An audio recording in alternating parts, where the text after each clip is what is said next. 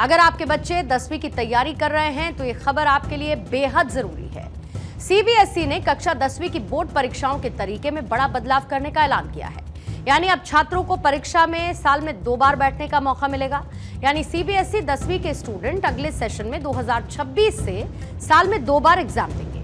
Examination controller संयम भारद्वाज ने बुधवार को ये जानकारी दी है और नए परीक्षा पैटर्न के मुताबिक पहली परीक्षा सभी छात्रों के लिए जरूरी होगी। यानी साल में पहली परीक्षा में शामिल होना सभी छात्रों के लिए कंपलसरी होगा और जो दूसरा है वो ऑप्शनल होगा। पहली परीक्षा फरवरी और दूसरी मई में आयोजित होगी। नतीजे अप्रैल और जून में जारी किए जाएंगे। इसके साथ ही सप्लीमेंट्री एग्जाम खत्म कर दिए गए हैं। हालांकि 12वीं बोर्ड पर अभी ये फैसला लागू नहीं होगा। सीबीएसई का कहना है कि इसका उद्देश्य छात्रों पर दबाव कम करना है और उन्हें बेहतर परफॉर्मेंस का एक मौका देना है, दूसरा मौका देना है। छात्रों को जहां पर साइंस, मैथ्स और सोशल स्टडीज और साथ ही भाषा जैसे मुख्य विषयों में से किन्हीं भी 3 विषयों में नंबर सुधारने का एक विकल्प मिलेगा।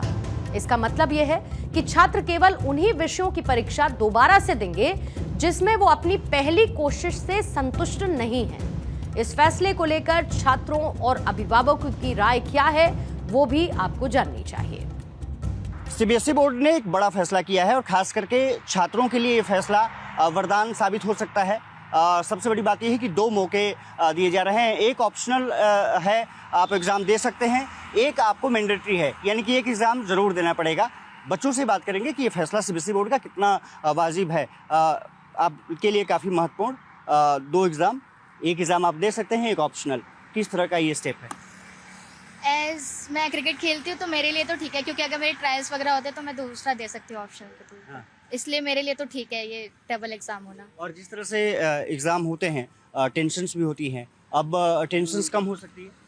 हाँ, क्योंकि डबल चांस है तो ऑफ कोर्स कम हो सकती है। तो सीबीएसई बोर्ड के फैसले को बेहतर आप मानते हो? हाँ जी, बेहतर है, बहुत अच्छा है। बेहतर है। ऑप्शन होने के कारण अब आपको मौके और ज़्यादा मिल सकते हैं। हाँ, हमारी मतलब जैसे कि प्रैक्टिस को भी उतना नहीं होगा। जैसे प्रैक्टिस की वजह से कभी कभी स्कूल छूट जाते हैं, पढ़ाई छूट जाती है, उसकी वजह से भी सही है। एक तो हमारे लिए अच्छा भी है क्योंकि मेरे को ज़्यादातर टाइम स्पोर्ट्स में ही देना होता है, तो इस तरीके से अपॉर्चुनिटी भी बहुत अच्छी है कि अगर अच्छे मार्क्स नहीं आए पहले में तो हम दूसरा भी दे सकते हैं। आई थिंक फर्स्ट जो इन लोगों ने किया है कि फर्स्ट वाला जो ऑप्शन है 2 बार एग्जाम्स में से जो पहला ऑप्शन है वो मैंडेटरी है और सेकंड जो है वो ऑप्शनल है कि आप नहीं दे सकते, आप जैसा भी चाहें।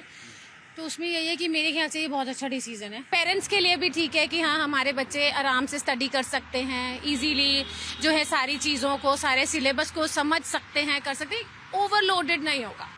ये काफ़ी अच्छा फैसला है उन बच्चों के लिए जिन्हें अच्छे मार्क्स उनके मन मुताबिक नहीं लग रहे हैं जितनी उनने पढ़ाई की थी, या फिर वो काफ़ी बार अपने नंबर्स चेक करवाने, रीचेक करवाने के लिए भेजते हैं, लेकिन ख़ास कोई चेंज नहीं हो पाता है उन पेपरों में। मुझे लगता है ये अच्छा फैसला है उन लोगों के लिए जो बच्चे सोचेंगे कि मतलब उनका फर्स्ट अटेम्प्ट उतना अच्छा नहीं गया, तो फिर उनके लिए एक अपॉर्चुनिटी है और वो और अच्छी स्ट्रैटेजी और प्लानिंग के साथ अपना वापस सेकेंड अटेम्प्ट में कम बैक कर सकते हैं।